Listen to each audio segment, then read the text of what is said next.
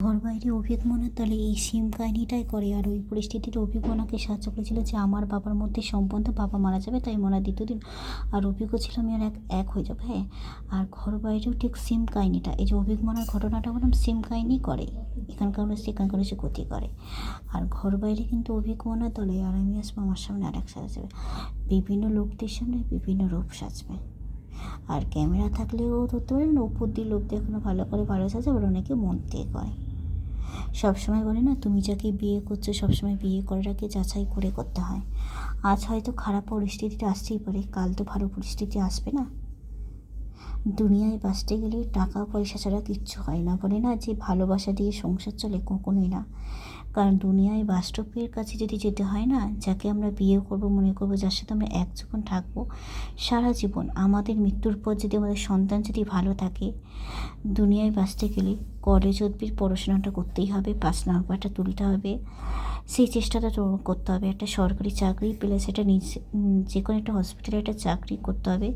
স্বামী স্ত্রীকে সেটাকে তৈরি করতে হবে, স্বামীকেও করা উচিত আর স্ত্রীকেও করা উচিত।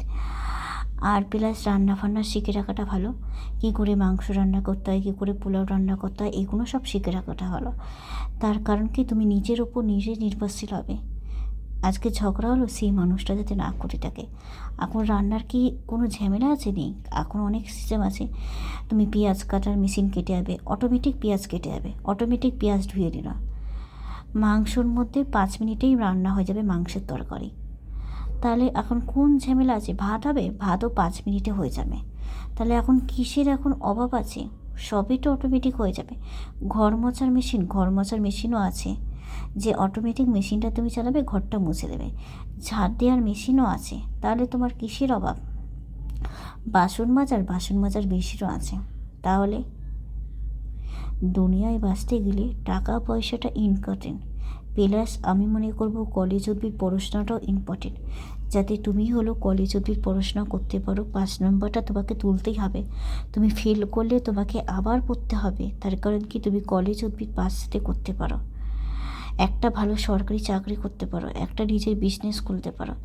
ভবিষ্যতে এগুলো তোমার জীবনে উন্নতি হবে। এইগুলো যদি না করতে পারো না, তোমার পাশে কেউ থাকবে না। যাতে তোমার সন্তানের সেই তুমি যদি ভালো কেরিয়ার করতে পারো না, তোমার সন্তানের যাতে ভবিষ্যতে কখনো যাতে অন্ধকার যাতে না আসে। আর সবসময় যাকে বিয়ে করতে হয় না, বলে না বিয়ে করার আগে সবসময় যাচাই করে করতে হয়। সে যখন আমি যখন বললাম না অভিক আমার থেকে, যখন আমি যদি অভিককে যাচাই করছি না অভিক আমাকে ভালোবাসে নাকি, এবার যখন আমার থেকে আবার যখন বেটার কেউ যখন বড়লোক এবং শিক্ষিত হবে, তার খুব বড় বড় ক্ষমতা হবে, তখন সে আমাকে ছেড়ে আবার তার কাছে চলে যাবে। সে তোমাকে ভালোবাসে না, তোমার নাম ঘেঁটিয়ে যশকে ভালোবাসে। তার মানে কি, বুঝতে পারলে তো? এবার মনে হয়তো গরিব, এবার মনে হয়তো আমার ক্ষতি করেছে, তাই মনে হয়তো জানবুঝ করে গরিব করে বিয়ে করতে পারে। আর বড়লোক ঘরে করলে ভগবানের শ্বাস দেবে। মেয়ে মানুষের কোনো দুর্বলের জায়গা আছে? মেয়ে মানুষটা কী বলো তো, বড়লোক ছেলেদেরকে বিয়ে করবে। ছেলে মানুষের দুর্বলের জায়গা আছে, মেয়েদের কোনো দিনও দুর্বলের জায়গা নেই। কারণ মেয়েরা হলো, বলে না যে যখন যারা গরিব ছেলে হয় না, দেখবে অনেক তারা হলো কিন্তু বড়লোক ছেলে, বলে না তুই যে কেমন ছেলে দেখে বিয়ে করবি, তেমন ছেলে দেখে আপাতত বিয়ে করলো।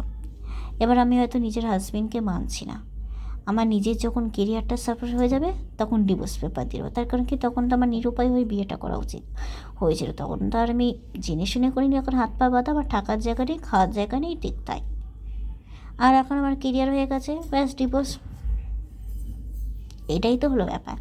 মেয়ে মানুষ তুমি যাকে বিয়ে করছো, আমরা না যে শ্বশুর বাড়িতে যখন যাই না, বলে না যে ঘর বুঝে দেবে, ঝাঁট দিয়ে দেবে, এইগুলো একটু করে দে না, এইগুলো তুমি যদি মানো, প্রথম দিন থেকে তুমি যদি মানো না, সেগুলোকে বলে অত্যাচার। আমি বললাম কেন আমি করবো? আমি যখন বিয়ে করেছি, সবাই এই ঘরের মধ্যে যতগুলো মেম্বার আছে সবাই থাকে, সবাই সমান সমান করে, তুমি একবার ঝাড় দেবে, ও একবার যাবে ডিউটি পাল্টানো, অথবা কাজের লোক রাখবে। আমি কি তোমার বাড়িতে বিয়ে করেছি বলে মাইনে চাকরিগিরি করতে এসেছি যে চাকরিগিরি করব?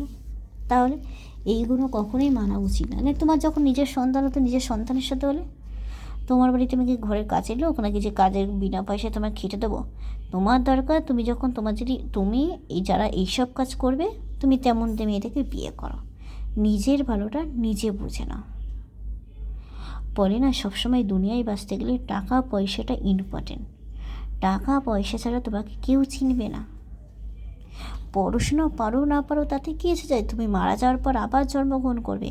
কিন্তু টাকা পয়সা থাকলে তোমার যদি মৃত্যু হয়ে যায়, তোমার সন্তানের কোনো ভবিষ্যতে কোনো অন্ধকার হবে না। এই বললাম না, অভিক মোনাকে সাহায্য করেছিল যে আমার বাবার মধ্যে সম্পর্ক বান্ধব, বাবা মারা যাবে তাই মোনা দ্বিতীয় দিন উকুন মেরেছিল। ঠিক তাই আমার বাবা যে সরকারি চাকরি করেছে না, জীবনে আমি অনেক ভুল করেছি, সেই ভুলগুলো এখন শুধরিয়ে নেব। বাবা সর্বদা আমার পাশেই থাকে। কারণ দুনিয়ায় যদি বাঁচতে হয়, আমি মনে করি যে কলেজ অবধি তোমাকে পড়াশোনাটা করতে হবে, 5 নম্বরটা তুললে হলো, প্লাস একটা যে কোনো একটা সরকারি চাকরি করতে হবে, যে কোনো একটা, আর যে কোনো একটা হসপিটালে একটা চাকরি করতে হবে। স্বামীকেরও করতে হবে, আর নিজের বউকেও করতে হবে। আর রান্না করার একটা আমরা মনে করি যদি বড়লোক বড় ঘরে থাকলে আমাদের অনেক খরচ হবে, যে আমরা যদি কমেই করতে পারি। যেমন একটা স্বামীর একটা আলাদা রুম, স্ত্রীর একটা আলাদা রুম, আমাদের যদি সন্তান হয় ওর জন্য 2টো রুম আলাদা থাকলো, আর একটা 2-3টে রুম, একটা গেস্টরা যখন আসে গেস্টের জন্য আলাদা থাকলো। এই যে এইগুলো ব্যবস্থা গেস্টের জন্য যে এই যে বলে না যে এইগুলো যখন করা হয়ে গেল, আর গেস্টরা যখন থাকবে, আমরা যে যখন স্বামী স্ত্রী ফ্যামিলির লোকরা যে একটা ফ্যামিলিতে থাকে না, গেস্টের জন্য আলাদা ঘর করে নিতে হয়। গেস্টের সাথে কখনোই রাখতে নেই, বলে কেন বলো তো, নিজের সুরক্ষিত জন্য, বাই চান্স যাতে কখনো যাতে না ক্ষতি হয়। আর তারপরে এমন ছোটো ঘরে ঘর মোছার মেশিন, যদি ছোটো ঘরে থাকে কী করে, তো ঘর মোছার মেশিন, ঝাঁট দেওয়ার মেশিন, সব মেশিন দিয়ে সব অটোমেটিক কাজ করে নেয় তাহলে। আর আমরা এদিকে সাইডে বড়লোক ঘর পরে করবো, ওইগুলো সব ভাড়া দেবো। বুদ্ধিটাই বাজিমাত। তোমার এখন কী বলো তো, বলে না পেনশন, তোমার পেনশন পেলে তোমার হয়তো পেনশন পাচ্ছে, পেনশন দিয়ে সংসারটা চলছে, ঠিক আছে। পেনশন ছাড়াই তুমি যারা হয়তো সরকারি চাকরি করে না, পেনশন ছাড়াই সরকারি সারা জীবন বসে, তুমি যদি একটা সাবান কী করে বানাতে হয়, কী করে শার্ট বানাতে হয়, সেগুলো তুমি তো যদি শিখে নাও না, 1 ঘন্টা তুমি ঘরে বসে কাজ করবে, একদিনেই তোমার ভালো ইনকাম হয়ে যাবে। তাহলে তুমি নিজে ইনকাম করছো, একটু না কম খেলাম, তাতে কি এসে যায়? বিপদে পড়লে তোমার পাশে কেউ থাকবে না। রান্না করাটা জানাটা দরকার। রান্না করলে কী বলো তো, নিজে হয়তো তুমি রান্না করলে তোমার হয়তো খেতে ইচ্ছে করছে, তুমি নিজে রান্না করে নিজের রান্নাটা নিজে করে খেয়ে নিলে। তুমি ভালো রান্না করতে পারো বা না পারো, আমার রান্না করা তুমি পোষাবে না।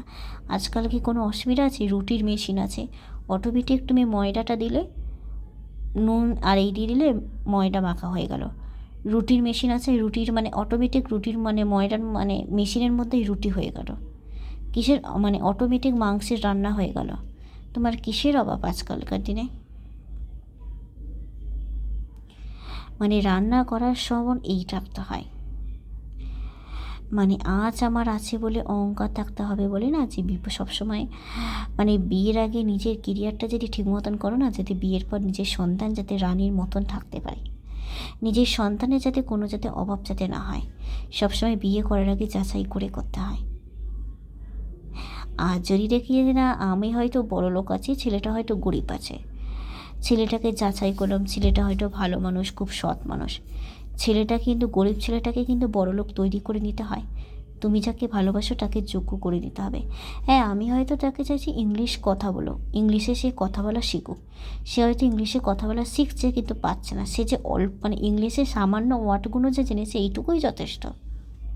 কিন্তু আরও তো কেরিয়ার টুনা আছে। তাহলে আজকে তুমি যদি মোমো বানানো শিখে নাও, মোমো যে এক একটা মোমো বানালেই ঘরের মধ্যেই তুমি মোমোটা বানিয়ে দাও, মেশিনের মধ্যে সবাই করো, তাহলে ভবিষ্যতের কথা ভাবতে হয়।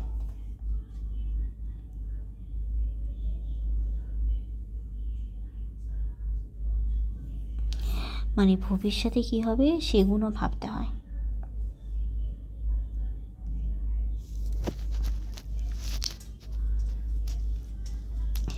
আজকে যদি আমার বাবা যদি টাকা পয়সাগুলো যদি না রাখতো, আমরা 2 বোন কোথায় থাকতাম? আমাকে অভি কত রাতে ছেড়ে দিত। অভিক মোনাকে সাহায্য করেছিল যে আমার আর বাবার মধ্যে সম্পর্ক বান্ধব, বাবা মারা যাবে, এমনকি ওর বাড়িতে ঢুকতে দেবে না বলে। আমি বললাম অভিককে বলো না, অভিককে ও ভালোবাসে না, অভিকের নিশ্চয়ই সম্পত্তি আছে, তাই সম্পত্তির জন্যে ওর কেরিয়ারটা করে দেয়। অভিককেও ভালোবাসে না।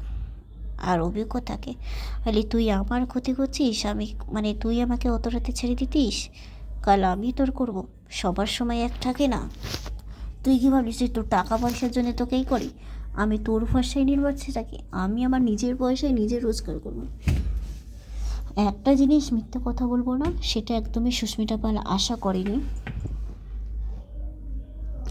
মানে সুস্মিতা পাল কী বলবো, তো একদমই আশা করেনি যে সুস্মিতা পাল সত্যিকারের একদমই আশা করেনি যে মানে আমাদের মতন অসহায় মানুষরা ঘরে বসেই যে প্রাইভেট 11-12 কলেজ কমপ্লিট করবে, সেটা আমরা একদমই আশা করিনি। ইত্যাদি আরও কিছু কথা রয়েছিল, বললাম না বাদে না। তোমার বিপদের সময় কে পাশে থাকবে? কেউ থাকবে না। তাই নিজেরটা সবসময় নিজেরটাই করে, আর অনেকে মন থেকে করে, অনেকে উপর দিয়ে করে। ইত্যাদি আরও কিছু কথা রয়েছিল, বললাম না বাদ দিলাম। বিভিন্ন লোকদের সামনে বিভিন্ন রূপ সাজা, আর ওদেরকে সাহায্য করেছিল যে মানে ওদেরকে সাহায্য করেছিল যে আমার আর বাবার মধ্যে সম্পর্ক ভাঙতো। বিভিন্ন লোকদের সামনে বিভিন্ন রূপ সাজা, ইত্যাদি আরও কিছু কথা রয়েছিল, বললাম না বাদ দিলাম। ক্যামেরা থাকলেও কেউ ধরতে পারে না।